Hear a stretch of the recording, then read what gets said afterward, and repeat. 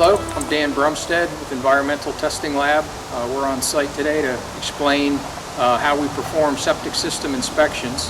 Septic systems are a major part of the infrastructure of a home, and as such we try to do as thorough a job as we can when inspecting them. Septic systems don't differ a lot in the types, but they do differ quite a bit in what you find out on the site, the way systems are installed.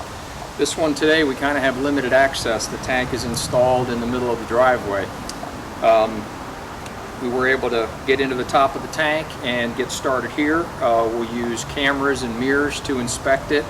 In addition to that, we'll measure the sludge levels, see if the tank needs to be pumped out, and monitor the working level throughout the inspection to make sure that the water level in the tank stays constant from beginning to end. We try to run a day's worth of water into the tank during the inspection, and that is all figured on how many bedrooms are in the home. So the system is usually broken down into three parts. The treatment tank itself. After the treatment tank, you have a distribution system of some type, and after the distribution system, you have an absorption system. And we try to inspect and report on each individual part. So where the tank may be satisfactory, the distribution system may be unsatisfactory or need some further testing. Those are the type of conclusions that we try to come to with the whole thing. So again, on this system, treatment tank is here, and we're going to go over to the distribution system that we have opened up and look at that next. This is the distribution system. It's a 24-inch square concrete box, and it has the line coming from the tank that feeds the box, and then there's three lines that leave this box that carry the water out into the absorption system. So we dug this hole, it's about 2 feet deep, and opened the box up, and then using this camera that also has a transmitter on it, we're able to run the camera down the lines and inspect the drainage lines.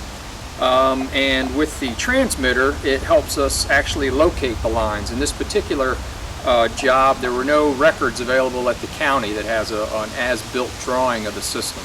So fortunately, the homeowner had some information for us. It was a big help. And now that we have this opened up, and like I said, with the radio transmitter, we can inspect the lines and kind of follow them around and see where they terminate in the yard. So what we're doing is running a day's worth of water into the tank. We're monitoring the level in this box to make sure everything stays constant, making sure that the integrity of the box is sound, and the conditions in the box are good. It doesn't need to be cleaned out. It's level, all the lines are getting the same amount of water, etc. So during that process, the next thing we would do is we actually go out into these trenches that are filled with gravel and use a probe and try to probe down into the gravel and make sure we have nice dry aggregate in these trenches for absorbing all the water.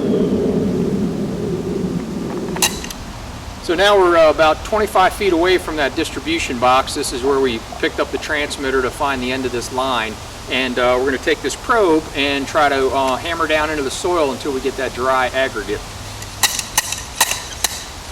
It's about the start of it there.